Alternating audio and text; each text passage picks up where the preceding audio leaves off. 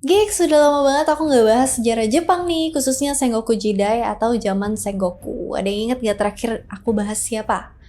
Betul, Tokugawa Ieyasu. Sekarang aku mau bahas salah satu daimyo atau tuan tanah yang terkenal. Dia cukup terkenal di dunia game dan anime. Di anime, Sengoku Basara, malahan dia jadi salah satu tokoh utama. Punya ciri khas dan julukan yang unik, yaitu The One-Eyed Dragon of the North atau naga bermata satu dari utara. Siapakah dia? Jeng, jeng, jeng, jeng, jeng, jeng, jeng. Tidak lain tidak bukan adalah Date Masamune. Kayak apa sih perjalanan karir seorang Date Masamune? Ayo kita simak.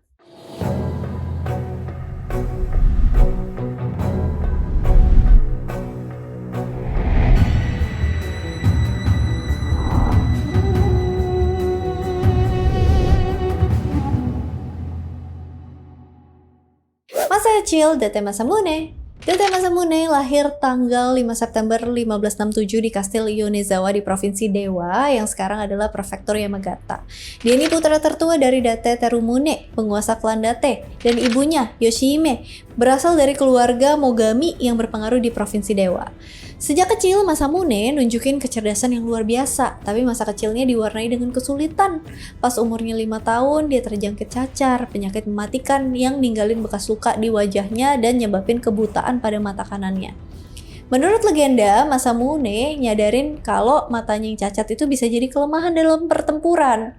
Masamune mutusin buat memotongnya. Beberapa catatan mengatakan bahwa dia memotongnya sendiri, sementara yang lain bilang kalau pengikut setianya, Katakura Kojuro, yang memotongnya atas perintah Masamune. Kehilangan matanya gak menghalangi tekadnya, tapi malah menjadi simbol ketahanannya. Penampilannya yang bermata satu bikin dia dapat julukan Dokuganryo atau naga bermata satu yang gambarin fisik dan kepribadiannya yang garang dan ambisius. Mengambil alih klan Date. Pada usia 17 tahun, Masamune gantiin ayahnya Date Terumune yang pensiun. Masamune jadi kepala klan pada tahun 1584. Meskipun masih muda, dia adalah seorang pemimpin yang cakap dan kejam, yang pengen cepat bergerak buat memperluas wilayahnya di wilayah Tohoku di Jepang Utara. Tapi pemerintahan awalnya ditandai sama konflik dan tragedi. Tahun 1545, ayahnya diculik dan dibunuh oleh samurai saingan dari klan Hatakeyama.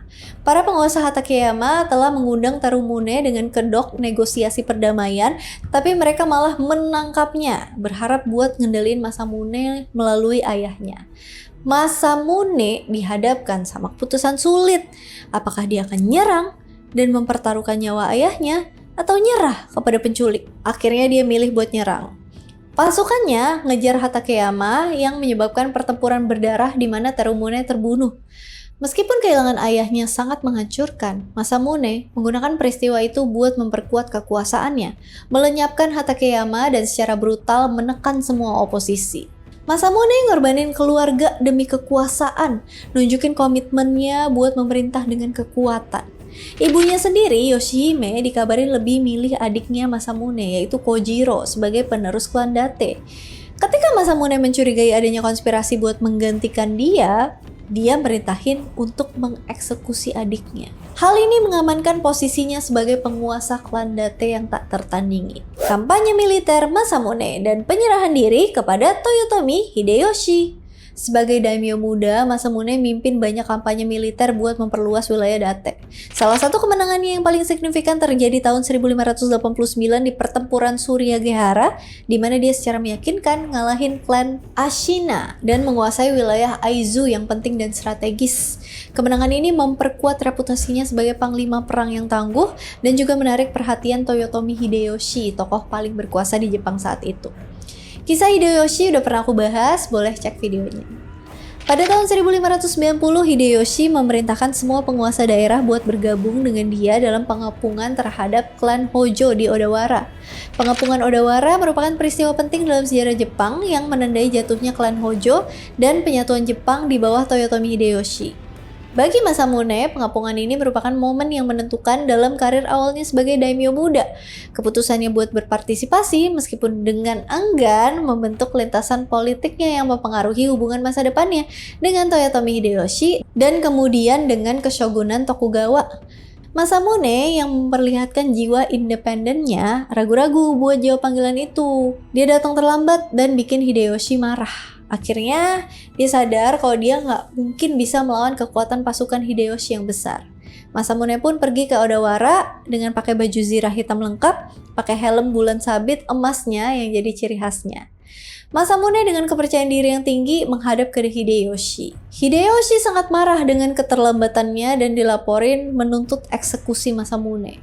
Ketika dipanggil ke camp Hideyoshi, Masamune berlutut di hadapan Hideyoshi. Dia bilang kalau dia bakal nerima hukumannya.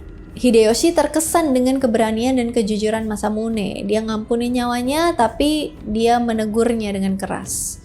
Kejadian ini bikin Masamune dapat reputasi sebagai daimyo yang berani dan gak kenal takut, meskipun Hideyoshi terus ngawasin dia setelah itu dan mengharapkan kesetiaan penuh dari Masamune.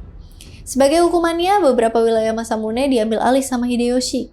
Masamune nyerahin tanah leluhur klan Date yang sekarangnya kota Date, Kawamata, Kori, dan Kunimi kepada Hideyoshi yang bikin kerusuhan besar-besaran. Masamune tidak pernah mendapatkan kembali wilayah-wilayah itu. Tapi setelah dia bertempur melawan pemberontakan Konohe, Masamune dikasih Iwatesawa dan wilayah sekitarnya sebagai wilayah kekuasaannya. Terus dia pindah ke sana, bangun kembali istana Iwatesawa, menamainya Iwadeyama, dan mendorong pertumbuhan kota dan wilayah sekitarnya. Masamune tinggal di Iwadeyama selama 13 tahun dan ngubah wilayah itu jadi pusat politik dan ekonomi. Buat cari aman mempertahankan kekuasaannya, dia ikut berpartisipasi dalam invasi Korea tahun 1592 sampai 1598, meskipun perannya lebih banyak bersifat logistik daripada pertempuran langsung. Masamune dan Tokugawa Ieyasu. Ketika Hideyoshi meninggal tahun 1598, Jepang dilanda perebutan kekuasaan antara para loyalis Toyotomi dan Tokugawa Ieyasu yang berusaha mendirikan pemerintahannya sendiri. Masamune yang selalu pragmatis ngelihat peluang dan berpihak pada Ieyasu dalam perang yang menentukan, yaitu pertempuran Sekigahara tahun 1600. Keputusannya terbukti bijaksana karena Tokugawa muncul sebagai pemenang dan menjadi shogun pertama pada periode Edo. Oh iya, soal Tokugawa Ieyasu aku juga udah bahas, coba cek videonya nanti. Sebagai hadiah atas kesetiaannya, Ieyasu ngasih Masamune wilayah Sendai yang luas dan subur yang menghasilkan pendapatan sebesar 640.000 koku, menjadikannya salah satu daimyo terkaya di Jepang. Sebagai gambaran nih gigs, satu koku sama dengan 180,39 liter beras. Jumlah itu dianggap sebagai konsumsi beras tahunan buat satu orang dewasa. Lebih gampangnya, kalau suatu wilayah menghasilkan 100.000 koku, secara teoretis dia bisa ngasih makan 100.000 orang selama setahun. Nah, Masamune punya kurang lebih 640.000 koku, jadi dia bisa ngasih makan 640.000 orang selama setahun, yang sebagian besar dipakai buat ngasih makan wilayah Edo karena saking banyaknya. Tahun 1601, Masamune mendirikan kota Sendai yang menjadi pusat budaya dan ekonomi yang berkembang pesat. Beda sama hubungannya yang hati-hati dengan Hideyoshi, Masamune nemuin aliansi yang lebih stabil tapi terjaga dengan Ieyasu. Meskipun dia tetap setia, pemerintah Tokugawa nggak pernah sepenuhnya mempercayainya karena takut akan ambisinya. Buat memastikan kelangsungan hidup klannya, Masamune berfokus pada penguatan wilayah kekuasaannya daripada terlibat dalam pemberontakan. Kedutaan Besar Keicho. Salah satu pencapaian Masamune yang paling unik adalah ketertarikannya pada diplomasi asing. Dengan persetujuan Tokugawa Ieyasu, Masamune mensponsori Kedutaan Besar Keicho pada tahun 1613, sebuah misi diplomatik yang dipimpin oleh Hasekura Tsunenaga buat menjalin hubungan dengan Spanyol dan Vatikan. Misi tersebut melakukan perjalanan ke Meksiko, Spanyol, Roma, tempat Hasekura bertemu dengan Paus Paulus yang kelima. Masamune mesen sebuah kapal bergaya barat, San Juan Bautista, yang dibangun oleh pembuat kapal Jepang dengan bimbingan dari para ahli Spanyol. Kapal itu berangkat dari Sukinora, Sendai tahun 1613 dan menyeberangi Samudra Pasifik, tiba di Acapulco, Meksiko pada awal tahun 1614. Di tahun 1615, Hasekura Tsunenaga tiba di Roma dan diberi kesempatan bertemu dengan Paus Paulus yang kelima. Hasekura nyampain surat Masamune yang minta dukungan perdagangan dan misionaris. Paus Paulus V terkesan dan memberkati serta menganugerahkan Hasekura gelar warga negara Romawi. Tapi situasi politik telah berubah. Keshogunan Tokugawa memperketat pembatasan terhadap agama Kristen di Jepang. Upaya kedutaan meskipun secara diplomatis mengesankan, pada akhirnya gagal mengamankan perjanjian perdagangan jangka panjang. Meskipun kedutaan gak berhasil mendapatkan perjanjian perdagangan, hal itu nunjukin kepemimpinan Masamune yang berpikiran maju dan rasa ingin tahunya tentang dunia luar. Hasekura kembali tahun 1620. Saat itu Jepang telah memasuki masa sakoku atau isolasi, melarang hampir semua kontak dengan asing kecuali perdagangan terbatas dengan pedagang Belanda dan Cina. Banyak awak kapal Kristen yang ditangkap atau dieksekusi. San Juan Bautista dibongkar dan diabaikan. Peran Date Masamune di kedutaan dipandang dengan kecurigaan oleh rezim Tokugawa, meskipun gak ada tindakan hukuman yang diambil.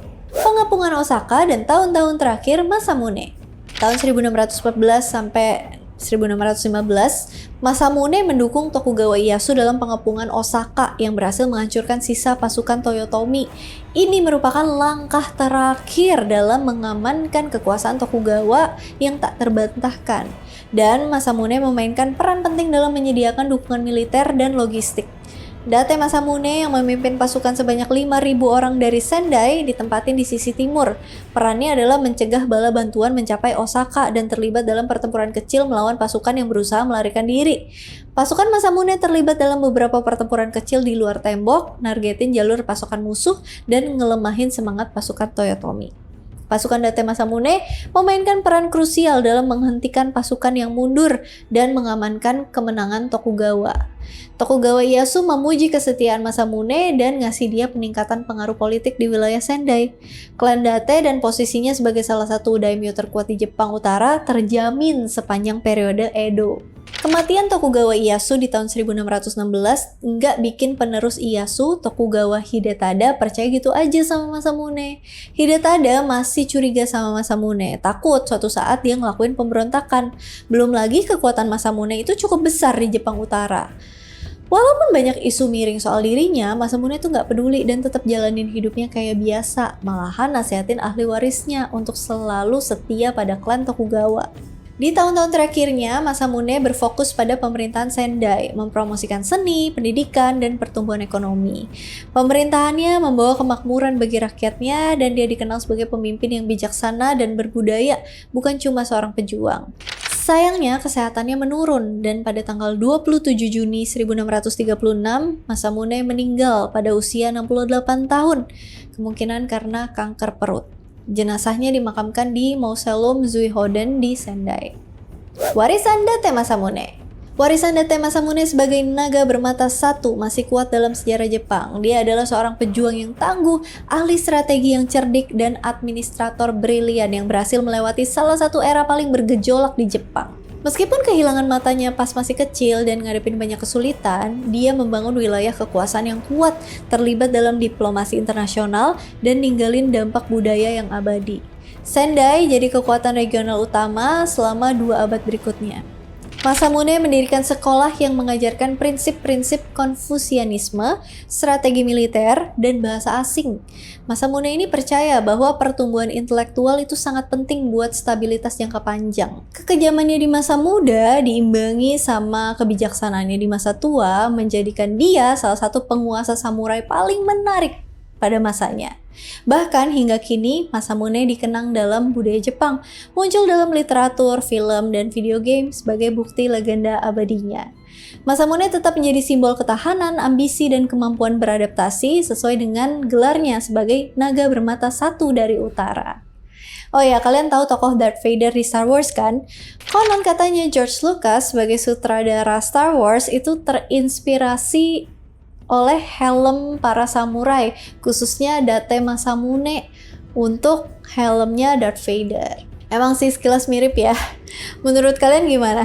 Oke deh, sampai di sini dulu tentang Date Masamune, the One-Eyed Dragon of the North. Seperti biasa kalau misalnya ada yang mau nambahin, ada yang mau koreksi, ada yang mau request, ada yang mau diskusi, komen aja di kolom komentar. And as always, thank you so much for watching. I hope you excited and I'll see you again on my next video. Bye. Berasal dari keluarga berasal. Para penguasa Hataike. Masamune dihadapkan dengan keputusan sulit. Nyerangkah? Mempertaruhkan nyawa ayahnya? Atau nyerah kepada penculik? Milih Ais. Dan secara brutal. Masamune yang memperlihatkan jiwa independen antara para loyalis